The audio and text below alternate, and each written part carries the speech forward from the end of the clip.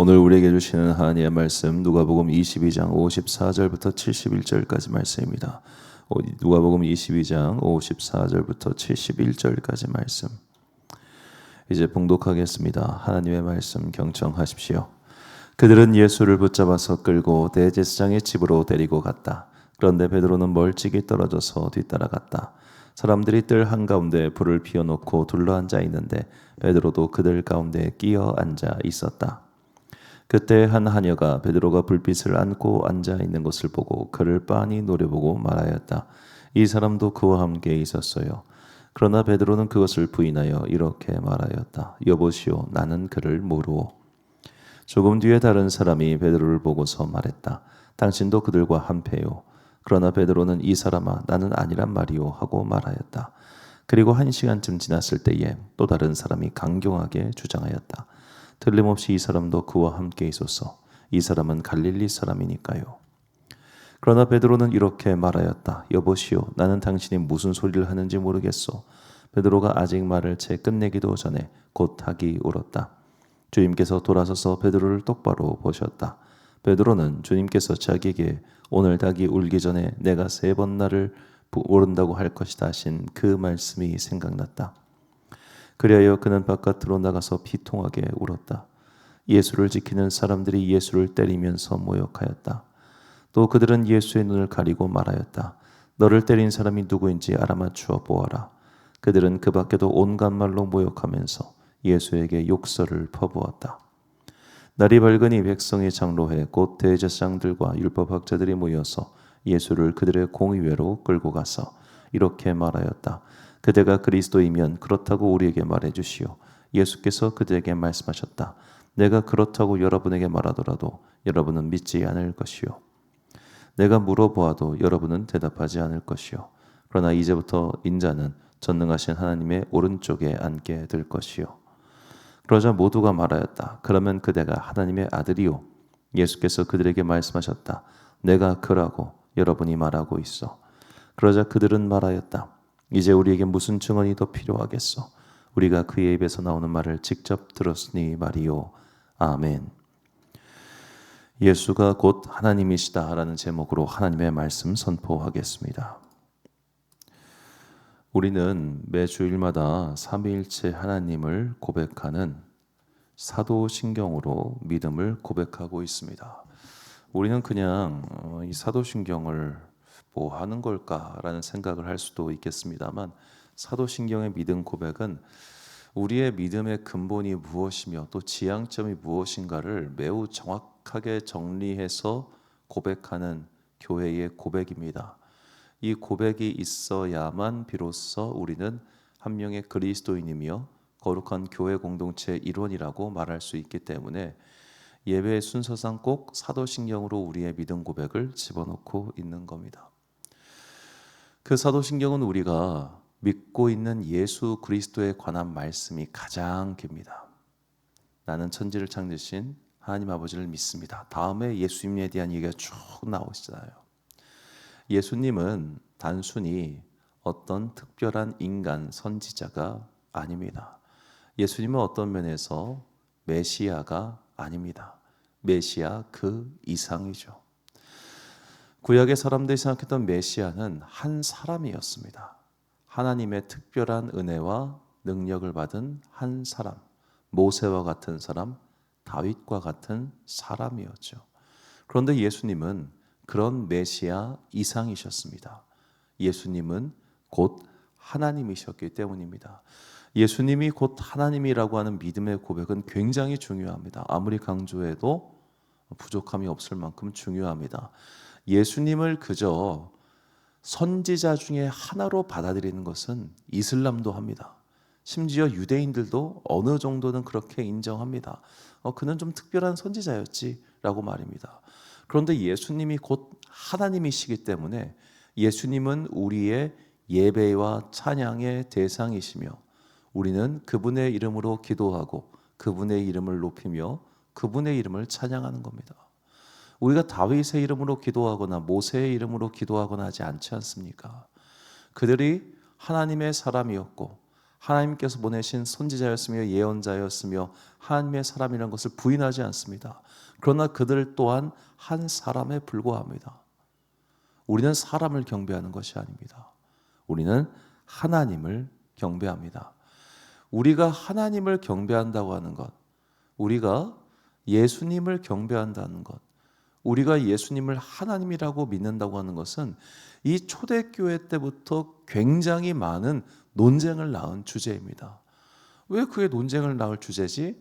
그 당시 사람들이 신이 인간의 육체를 입고 이 땅에 온다고 하는 것 자체에 대해서 이해할 수도 없고 받아들일 수도 없었기 때문이죠. 특히 헬라의 철학을 배운 사람들이 그러했습니다. 그들이 볼 때 이 거룩한 영적인 차원에 있는 신이 이 하층, 그러니까 더럽고 추하고 뭐 온갖 더러운 것이 많은 이 하계로 인간의 육신을 입고 놀러 오는 경우는 있어도, 신들이 와서 놀러 오는 경우는 있어도 그가 우리를 대신해 고통을 받고 우리를 대신해 죽고 우리를 대신해서 우리를 구원하기 위해 자신을 내어준다는 개념 자체는 너무나 생소하고 이해할 수 없는 것이기 때문이었습니다. 개미를 위해서 희생하는 인간이 있습니까? 자기 개를 살리겠다고 자기 생명을 내던지는 사람이 있습니까?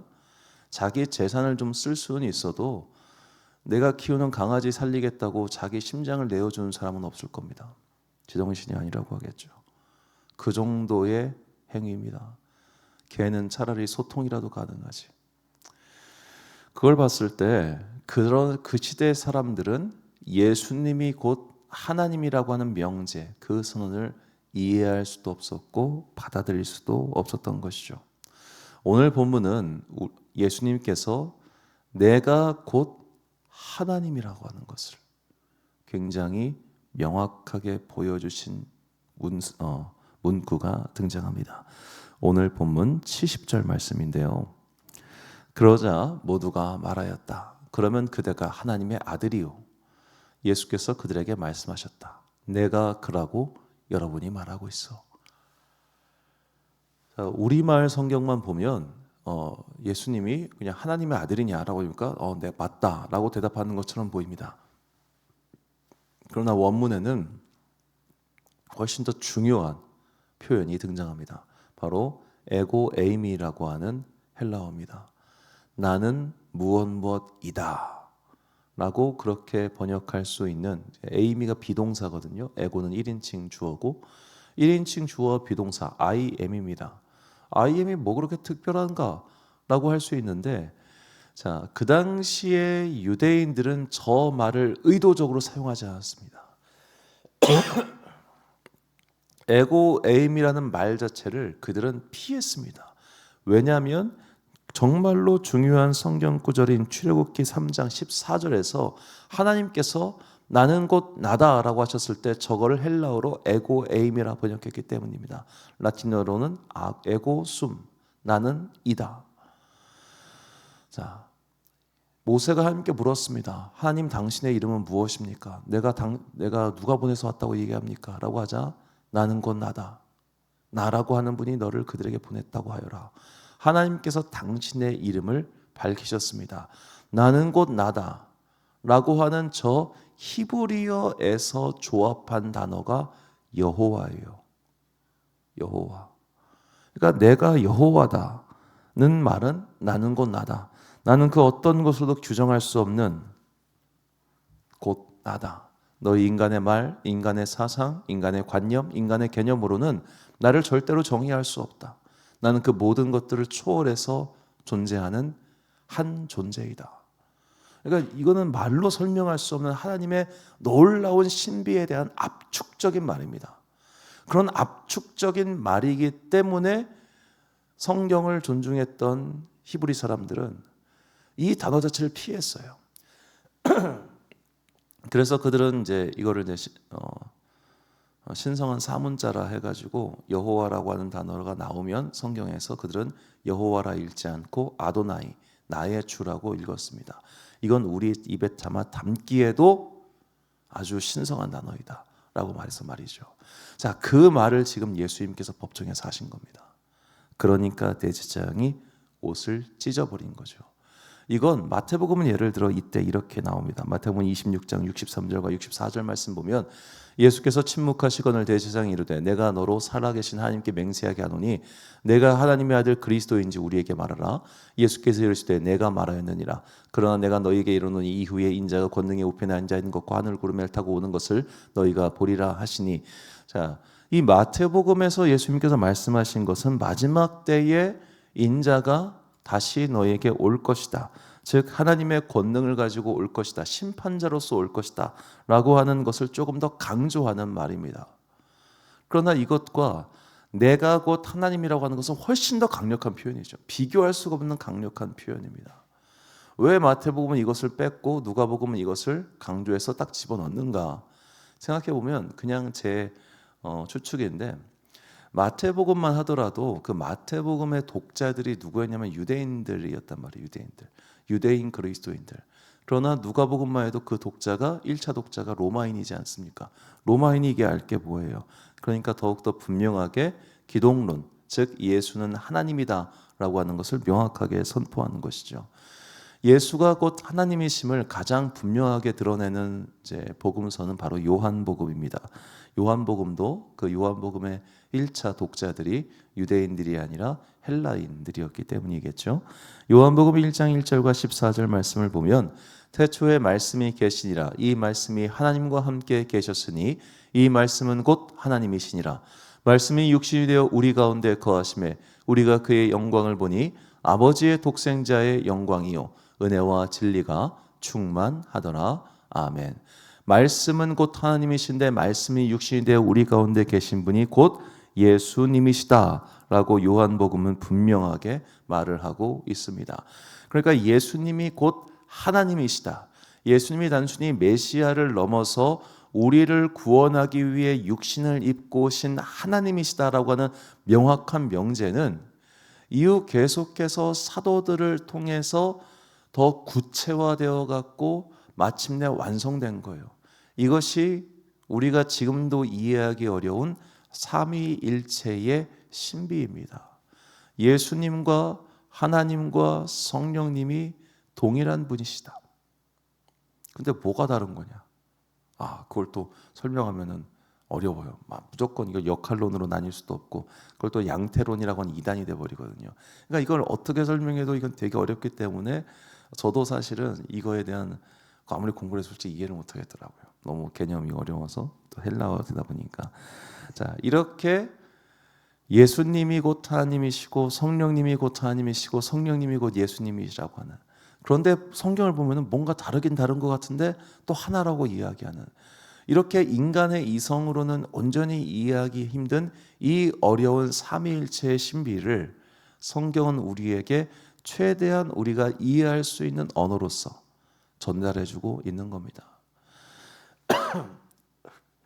예전에 기도하다가 하나님의 신비를 봤던 제 동기 어느 친구가 이제 자기가 체험한 거를 사실이 있다고 얘기를 하길래 제가 야, 좀 구체적으로 설명을 좀 해봐라고 얘기한 적이 있었습니다. 학생 때인데. 그러자 그 친구가 설명을 못하겠어. 그 내가 봤던 그 환상을 말로는 설명을 잘 못하겠어라고 하더라고요. 그렇습니다. 그러니까 삼위일체의 이 신비를 사도들은 알았던 거예요. 근데 말로 풀어서 설명하자니 말의 한계가 분명했던 겁니다.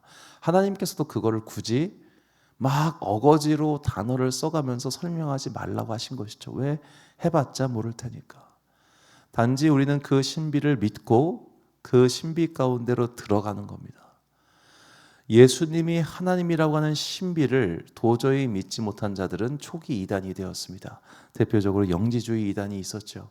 그들은 도저히 하나님이 육신을 입고 신이 인간이 되어 이 땅에 내려온다는 것을 믿지 못했기 때문에 그들은 예수는 그저 인간이거나 혹은 예수는 그저 영으로서 이 땅에 오신 하나님이다, 이렇게 둘 중 하나로 가르쳤던 겁니다. 둘 다 이단이죠. 예수가 단지 하나님의 아들 혹은 메시아라고만 믿는다면 오늘날 수많은 재림 예수들이 주장하는 바와 다를 것이 없어집니다. 그들은 예수님이 하나님이라고 가르치지 않습니다. 예수님은 그저 하나님의 그리스도, 메시아라고 가르치죠. 그렇기 때문에 십자가는 예수님의 사역의 실패인 것이고 나는 그 실패를 반복하지 않기 위해 왔다. 나도 하나님의 아들이고 나도 메시아다라고 말하는 겁니다. 그 중에 누가 내가 하나님이야 라고 말하는 자 봤습니까? 내가 예수라고 말하지. 그들이 예수님은 곧 하나님이라고 믿지 않기 때문에 그런 신학까지 가는 겁니다. 그러므로 오늘 우리는 나는 예수님을 하나님이라고 믿고 있는가?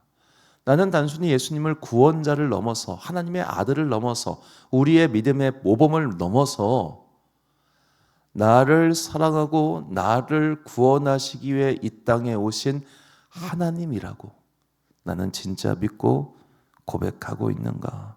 우리는 이것을 꼭 말씀 앞에서 오늘 또 정결한 믿음 앞에서 고민해야 합니다. 도마가 이렇게 고백을 했죠.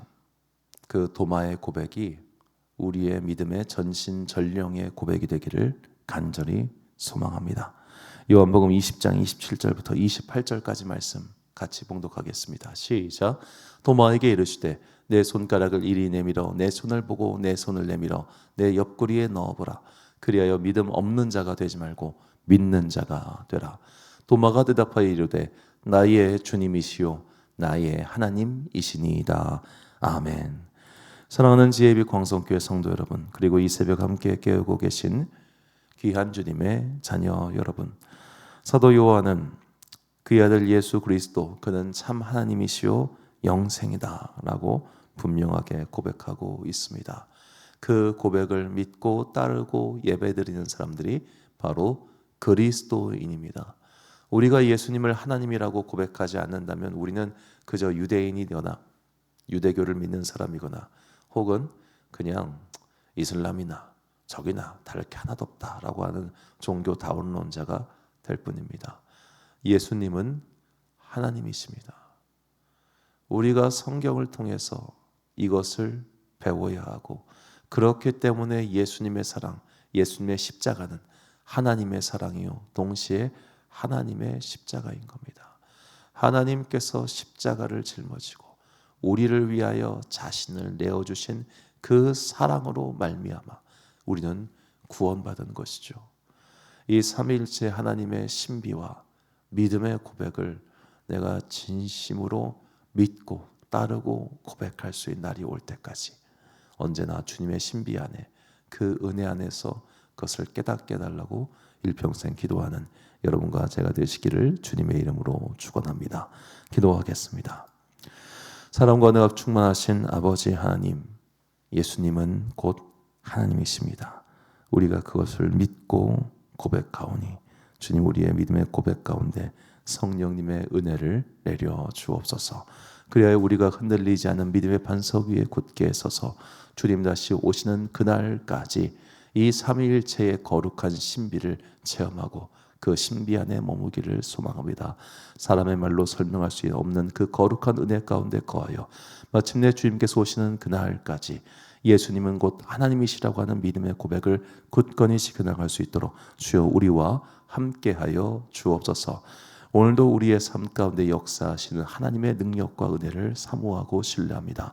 각자의 삶 가운데서 열심히 일하는 모든 주의자들 가운데 복과 은혜를 내려주시고 그들의 손을 붙잡아 주사 그들이 이 땅 가운데서 넘어지거나 쓰러지거나 좌절하거나 낙심하지 아니하도록 능력의 손으로 붙들어 주옵소서. 오늘 하루도 참 좋으신 우리 주님의 은총과 평강이 모든 주의 자녀들과 함께 하시기를 간절히 소망하오며 이 모든 말씀 우리 구주 예수 그리스도의 이름으로 기도드립니다. 아멘. 오늘의 기도 제목입니다. 나는 그리스도 예수께서 참 하나님이심을 믿고 있습니까? 삼위일체의 거룩한 신비를 확실히 믿고 그리스도 예수를 나의 하나님이라고 고백하는 분명한 믿음을 달라고 기도하십시오. 오늘 주신 기도의 제목 가지고 기도와 묵상에 힘쓰는 하루 되시길 바랍니다. 기도하겠습니다.